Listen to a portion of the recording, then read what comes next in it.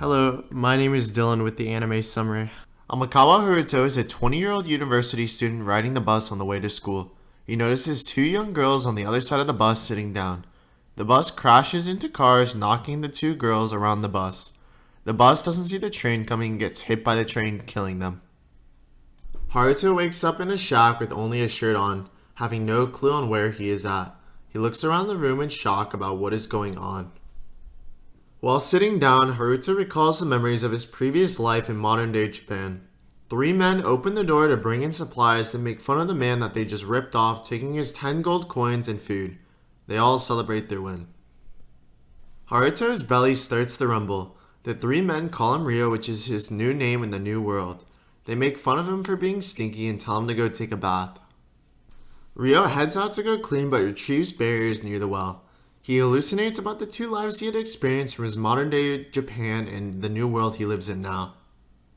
While cleaning and getting his shirt on, he is approached by four girls in white cloaks. The mother rudely asks Ryo if he's seen anyone around the town with purple hair and that is around the same age as him. Two girls in the back mock him for how stinky he is. Celia Claire, with her white hair and blue eyes, interrupts the conversation and starts to ask more politely from scratch. She apologizes on behalf of her family and asks questions about the slums. Ryo advises them to change their clothes and that is way too nice for the slums. Her mother asks Celia to scan the area for magic to try and locate their missing sister. Celia uses her scan magic but does not locate her sister, but indicates strong magic coming from Ryo. Celia thanks Ryo for his help and hands him a great bag of greater silver coins. Ryo looks both ways and hurries home to stash the valuables.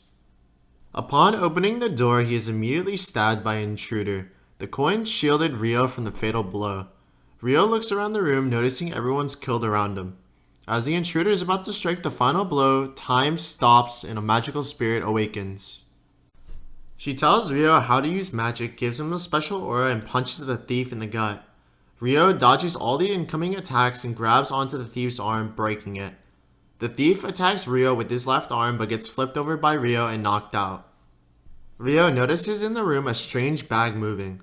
He goes over to open the bag, revealing it to be the missing sister from the well. Ryo unties her and carries her outside. The ladies from before are waiting outside.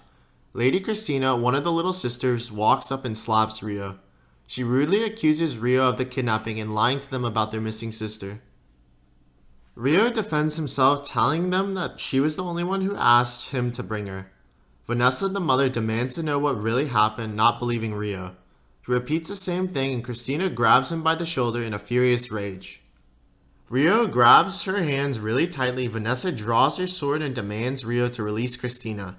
Ryo lets go. Vanessa orders Ryo to accompany them to the police to gather more information on the situation. At the castle in the dungeon, Ryo is tied up by police officers and interrogated about the incident. Charles, the vice captain of the royal guard, tells Ryo to tell him about the plot to kidnap Princess Flora, the purple-haired girl he rescued. Ryo pleads not knowing anything about the incident. Charles hits him with a club, badly wounding him. The other police officers tell Charles to stop hitting him, and if he continues would result in his death. Celia and Vanessa walk in shock about the process.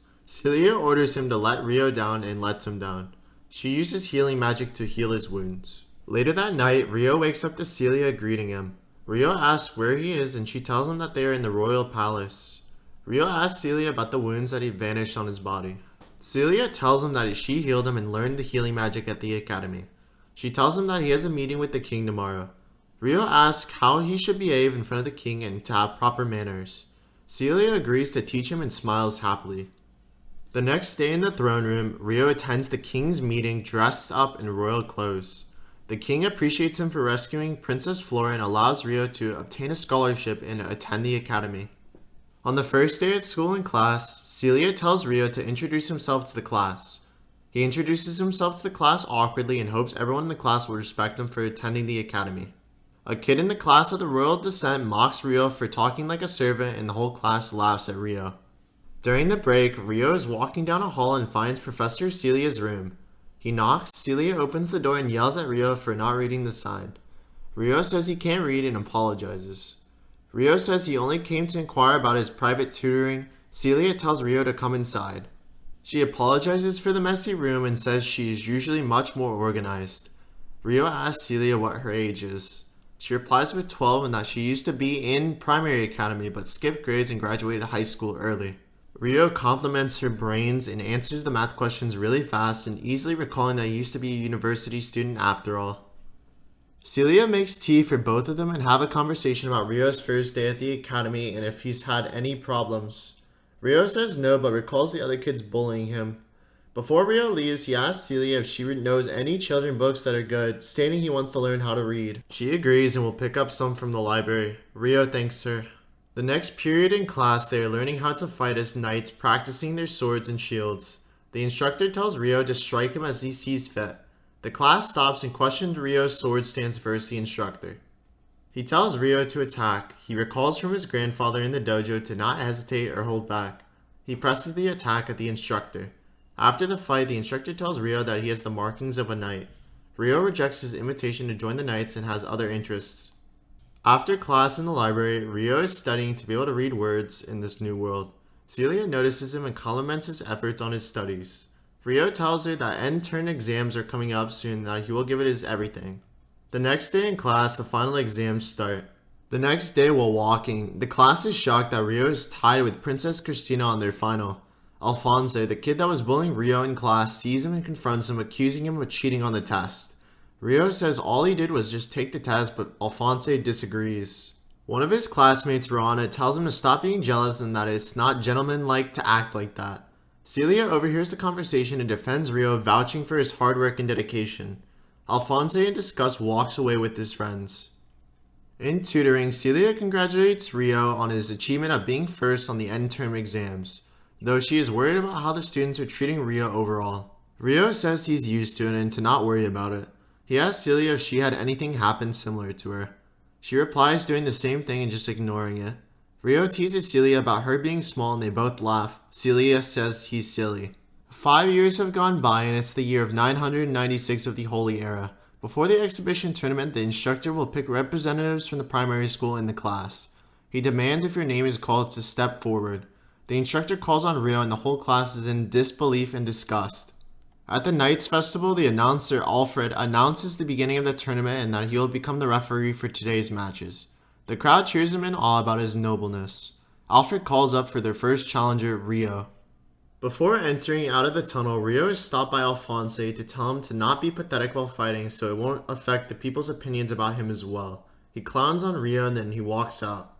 Rio tells the announcer that he's ready for his opponent. Rio's in shock, notices that his opponent is Charles Arbor, the guy who interrogated him about the missing princess. Rio sarcastically thanks Charles for his care and owes him a great debt. Alfred tells both of them to cease their chatter and to get ready. He's confused about Rio's stance. The fight starts. Rio blocks all of Charles' attacks. Charles, in rage about being demoted 5 years ago because of him, amps up his attacks. Just before Charles goes in for the finishing blow, Rio knocks his sword out of his hand and holds him to surrender. Alfred announces Rio as the victor of the fight. Charles complains to Alfred asking for a rematch, but he denies it and commands him to accept the loss. Rio thanks Charles and Alfred for the match and walks out of the stadium. Later that night in the castle, Charles is drinking and in rage about the fact that he lost to Rio in a match, talking to a strange man named Reese. Reese tells Charles that the student he fought today had a really good movement. He tells Reese about the past experiences with Rio and that he's never admitted to kidnapping the princess. Reese agrees and remembers the real mastermind behind that incident 5 years ago was him. The next day at the academy, Celia is blushing and waiting for Rio to come to school so that they can celebrate his victory. She sees Rio walking and decides to follow him to see what he's up to. He gets a love letter from a girl at the academy who tells him that he was very dashing in yesterday's match and runs away in embarrassment. Celia, in shock and stunned, blushes at the fact that she might have a crush on Rio. At night, when Celia is in her professor room reading about everyone's plans after graduation, she notices that Rio is the only student who didn't write anything. The students at the academy are having an outdoor practice. Princess Flora asks Christina about what it's going to be on about. She tells Flora that it will be about how well they've learned military exercises at the academy. Flora is nervous, but her friend Roanna tells her not to be worried because of the team-based factor and that all the dangerous monsters have already been slain.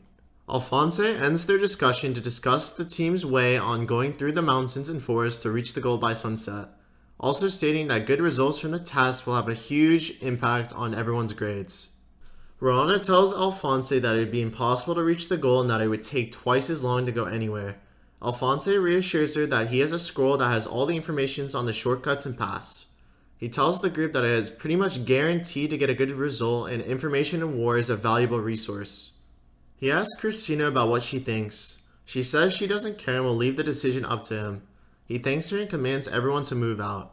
One of Rio's classmates mocks him for not being able to use magic and that his job is to carry everyone's luggage and follow them. While Rio picks up the luggage, Princess Flora does a kind gesture asking if she can carry some as well. Rio shakes it off, telling her that he is fine and respectfully declines her offer. While walking through the forest, Princess Flora tells her sister and looks back at Rio feeling guilt from what he has to get put through. Someone in the front of the group shouts out monsters and they're a pack of goblins. Alphonse tells his group not to panic and orders them to enchant their physical ability. They do so and take out all the goblins swiftly and easily. Alphonse congratulates his class and clowns on Rio for not being able to fight and dozing off. Reese is hiding behind the trees and wants to test Rio a little more to see his true strength and capabilities. The group thinks that they made it to the goal but are on a steep cliff. The whole class is in confusion. Christina asks Alphonse about where they're heading to next. But before he can answer, a spirit is thrown into the group. Giant orcs have arrived and Rana tells them to up their defenses. One of the classmates gets hit with a spear and accidentally knocks Princess Flora off the cliff. But before she falls, Rio jumps off and uses his magic to push her back up, trading places from the devastating fall. They group together and defeat the rest of the orcs. After defeating the orcs, they are fighting at the fact that one of their classmates pushed Flora off. Most of them decide to put the blame on Rio for the falling of Flora. Rio watching from a bush and observing what his next move should be. He had plans to graduate but decides to just leave the kingdom. A loud monster approaches them and it being a minotaur. The group has no effect on the monster and Alphonse orders everyone to retreat. While Flora is trying to heal one of the wounded men, the minotaur is right behind her and is about to grab her. Rio comes to save her and slashes one of the minotaur's hands in one swipe. Rio tells her to take the wounded away and to hurry. He parries the blows and dodges his lethal attacks. Using his swordsmanship skills, aims for the head and takes out the minotaur. After slaying the monster, Rio notices his classmates tending to Flora and walks away into the forest. In the air, using flying magic, Reese is amazed by the boy's skill and his black hair that he isn't surprised by someone from the Yagumo region to be able to use spirit arts and flies away. Celia is walking to the headmaster's office, but before she knocks, hears in the room that Rio has gone missing and eavesdrops on the conversation. One of the boy's fathers tells Headmaster Garcia that if nothing is done, it would be in danger to the house of Duke Arbor. They both agree that they would have no other choice but to blame Rio. Lord Garcia tells Duke Huguenot to leave the rest to him, and he smirks. Celia is questioning what went down. During the night, while Celia is in her office, she gets a knock on the door to see Rio, apologizing for the trouble that he's caused. In tears, she hurries over to hug him. She demands to know if he is well and not hurt. Rio at the table explains everything, and Celia is astounded by the fact that the kingdom dropped false charges on Rio. Rio tells her that even if he told the truth, the people in power decide what is right and what is wrong, and wanted to say goodbye to her before he left. He tells her his name he's going to go by now is Haruto, and that he will send as many letters as he can to her. Celia hugs him and says goodbye, saying that she will be waiting, and starts crying. In the prison, the Duke Huguenot throws a pair of clothes of Rio's son and orders his demi-human slave to assassinate him. He gives a description of Rio, saying he's 12, has black hair, and is male. Huguenot tells to kill him no matter what, and the demi-human girl agrees. If you guys like what you saw, be sure to subscribe, like the video, and we'll see you guys in the next video. Hope you guys have a great day. Peace.